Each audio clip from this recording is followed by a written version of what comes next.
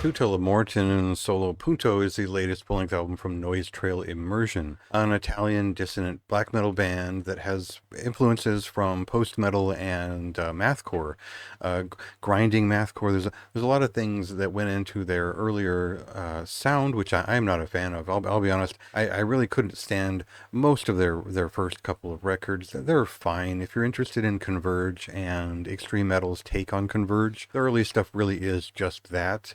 It does have some black metal inspiration in there, but mostly that crossed over with dissonant black metal phrasing entering black metal and post black metal at the time. So really, this is kind of a post black metal band. It is still kind of a mathcore band on some level, but it is a progressive fusion of those things, which has evolved over time. Not really my specialty. I listened to mathcore, back in the late 90s a little bit, early 2000s, and it lost its flair and its interest very quickly. I think this band has done something somewhat interesting with this record, and more importantly, they've sort of iterated upon their previous record with a different tonality, something a little bit more serious, something a little bit more cinematic, which is worth spending a little bit of time with in terms of transgressing against the sort of modern metal that has been a part of their sound since the beginning. So let's get an example of just the general sound of the record and the sort of frantic spirit of it, and then I'll talk more about what makes this record something worth listening to.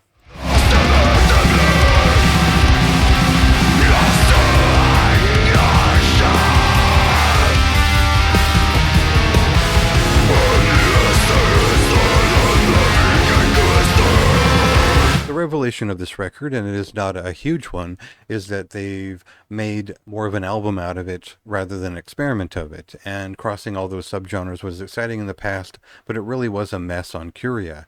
It wasn't a bad record, but it just didn't have a knack to it. It had a strange tone to it that is now transformed on this, where it's more of a serious take on dissonant black metal with a lot of their old habits put in there in terms of song structures. So most of these songs use the cacophonic and dissonant phrasing in the way that they build their songs, in the way that a band like Thantifaxath might, or in the spirit of Portal. So a lot of what makes this record interesting might line up with your interest in a band like Portal, in the sense that they're drawing a lot of crooked lines and sewing them up with nauseated movement, as many bands do. I'm not going to get too deep into it. I find a lot of talk about dissonant black metal pretty uninteresting. Overall, I think this band have done something interesting in conveying death and dementia and failing spirits. This record loses its steam and it crumples and it dies by the end, but more so it conveys something intentional through the lyrics that line up with that dissolution, and I think that